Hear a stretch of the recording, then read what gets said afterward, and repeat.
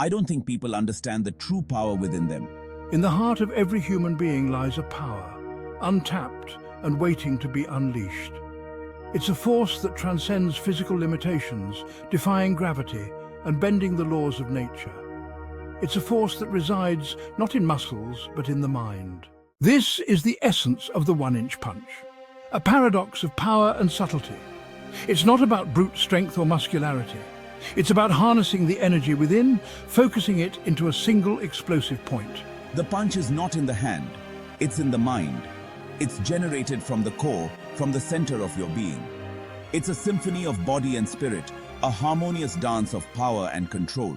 Bruce Lee didn't just teach a punch, he taught a philosophy of self-discovery, of pushing beyond limits, of mastering one's own potential. The one-inch punch is a metaphor for life. It's about overcoming challenges, rising above adversity, and achieving the impossible. The world was amazed by his power, but the true magic lay in the simplicity of his approach. It was about understanding the principles, not just mimicking the technique. It was about cultivating inner strength, not just physical prowess. Everyone has the capacity for greatness.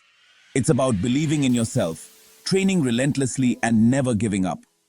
The one-inch punch is just a beginning. It's a testament to what's possible when mind and body become one. Like the one-inch punch, life's greatest victories are often born from the smallest of actions. It's about finding your center, focusing your energy, and delivering your best punch. Remember, the power to change your world is within you.